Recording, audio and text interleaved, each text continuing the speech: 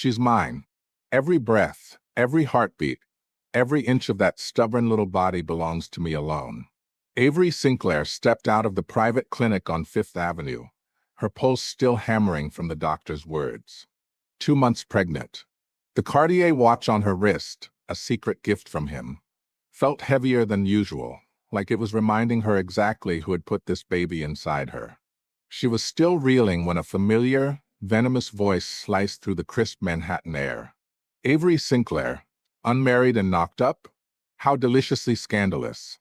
She spun around. Reese Larson, her arch-nemesis at Larson and Volkov Enterprises, the one man who lived to make her life hell.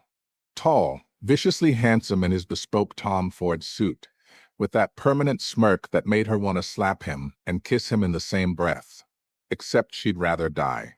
Before he could spread the rumor to the entire board, Avery slapped her hand over his mouth. "Shut up," she hissed. "That's my best friend's report. Not mine.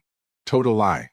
But she and Damian Sterling, billionaire CEO, possessive husband, the most obsessive alpha male on the planet, had been secretly married for a year.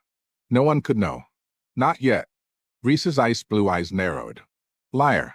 She bared her teeth in a sweet smile. "Mind your own business, Larson. Whether I'm pregnant or not has exactly zero to do with you." He glared, spun on his Louboutin Oxfords, and stalked off. That night at the company retreat in Damian's Hamptons estate, Avery swapped her champagne for Sprite the second the toast started. Morning sickness was a bitch. Damian sat at the head of the table like a dark king. Black suit, blacker mood, eyes locked on her with that burning intensity that always made her thighs clench. He noticed the Sprite. Of course he did.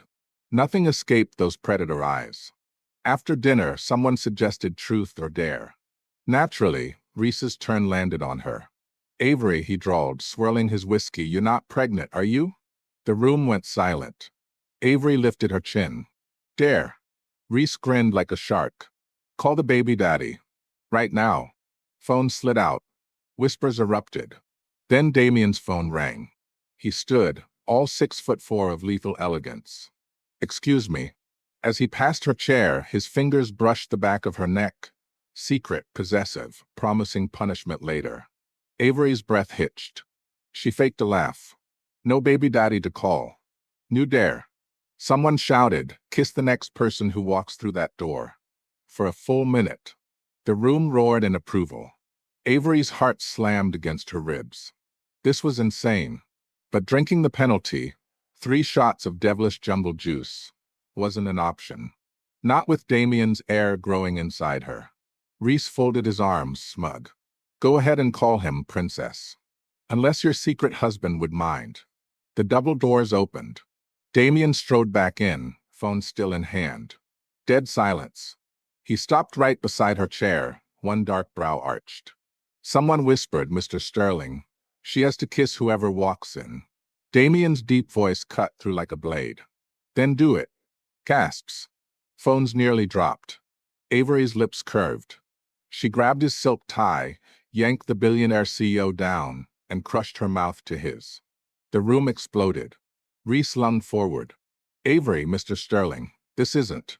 Damian caught Reese's wrist midair, gripped like iron. His voice dropped to a lethal whisper.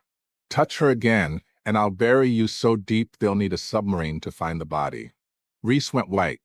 Damian turned to the room, eyes glacial. "Anyone else want to question my wife?" Wife. The word detonated. Later, in the back of the Maybach S680 cruising through the city, Damian pinned her against the leather seat, one hand braced beside her head, the other sliding possessively over her still flat stomach. "You're pregnant," he said, voice rough with awe and something darker. She bit her lip. Surprise?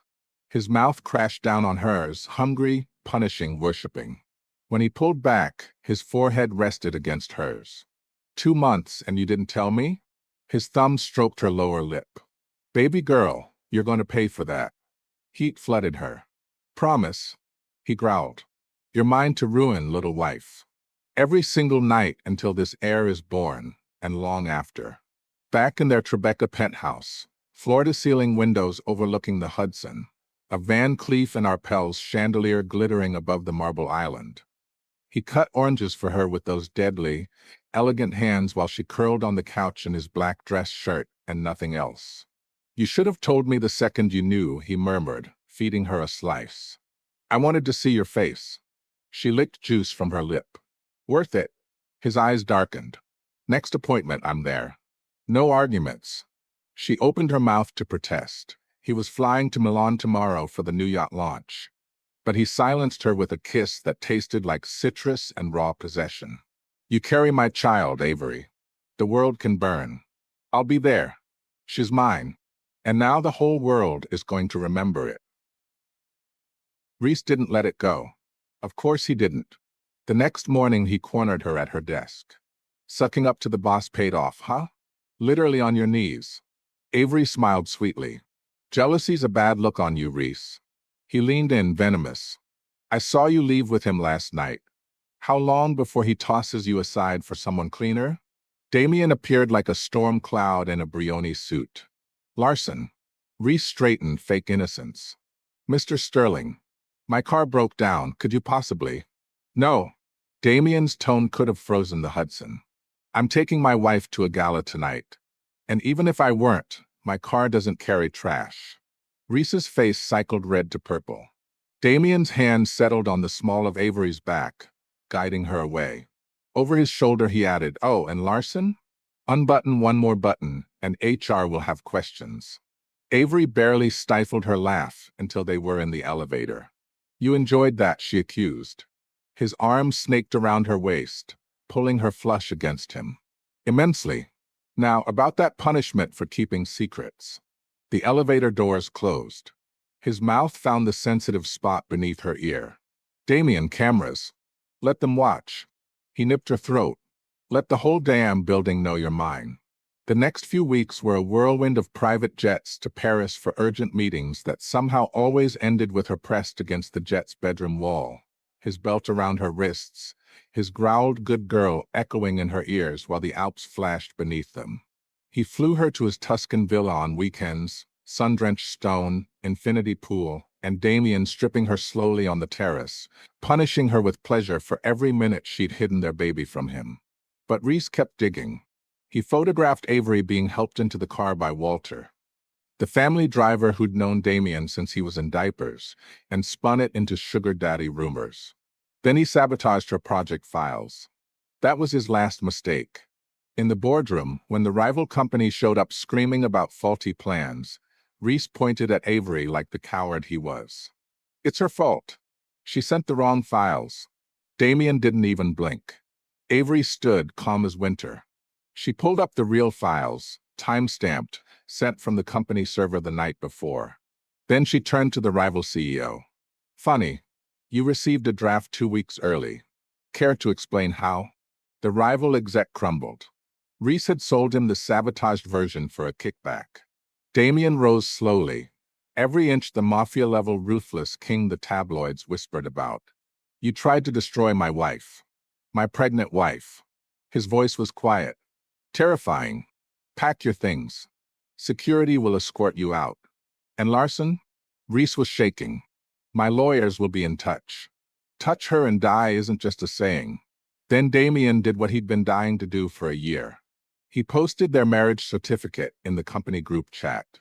The internet imploded.